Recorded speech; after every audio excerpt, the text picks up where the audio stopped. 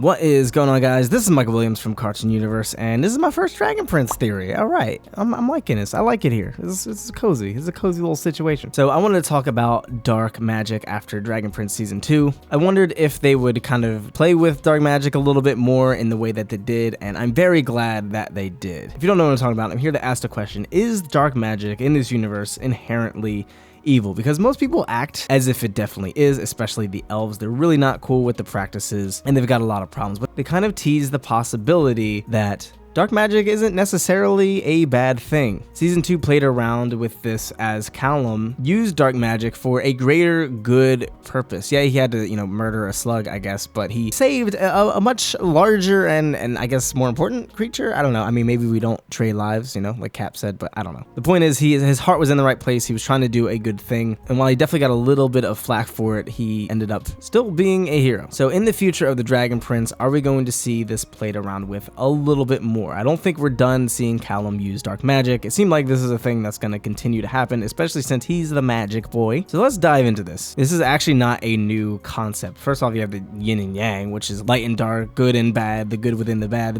within the good. They're both in balance. They're both in check. Darkness is not inherently a bad thing. It could cause probably the most bad things, but it's not necessarily a bad thing. Kingdom Hearts plays with this as well. Riku ends up diving into darkness, doing some really bad things and getting kind of corrupted by it, but then he ends up realizing he doesn't have to completely get rid of the darkness. He can actually use it, tap into it, balance it with light, and use it for an actually good purpose. And we actually see the reverse happen in Kingdom Hearts Birth by Sleep. Master Xehanort, he's the bad man, he's the dark man, and Master Ericus is supposed to be the good man. He's supposed to be the master of light. He's always preaching about light. He's super duper into light, guys. It's kind of his thing. But he's so focused on light that he almost murders his own student, and he straight up attacks another student of his, of which he actually sees to be his own son. And he does this to prevent something that the darkness is doing, and he kind of obviously takes it way too far, all in the name of light. Star Wars also plays with this, kind of getting rid of the Jedi and their backwards ways, and they're just very black and white about everything. How there are even such thing as dark Jedi and Jedis who tap into the dark side of the Force a little bit more than your usual Jedi. So other fictional works and the like have kind of touched upon this idea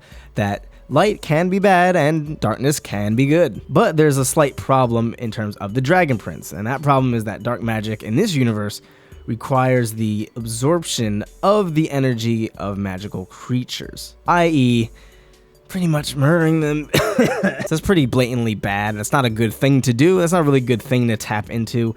So is there an actual workaround for this? Well, for starters, it's possible that there is another way, much like Callum used sky magic without a primal stone, for humans to tap into dark magic without actually killing or absorbing their energy. Maybe they're able to absorb their energy without actually doing any permanent damage. Maybe they're able to tap into it without literally sucking it from their life force. Or another possibility is, what if there was a being with unlimited energy to feed upon that wouldn't cause any damage at all? It wouldn't kill them, it wouldn't hurt them, it would just be an infinite source of energy. Maybe something like a phoenix. Obviously, we see that phoenixes are not infinite, at least not the ones that we've seen. They kind of have to stay within a certain radius from what we can tell, but if they were theoretically in that radius, they are phoenixes. If they do hypothetically die, they'd be reborn. Is that okay? I'm not even sure if that's okay. Is it okay to keep killing a thing if you're not necessarily hurting it for the greater good? If it's going to keep coming back anyway, they're not really losing anything, right? Or maybe there's some other magical creature that we haven't actually seen yet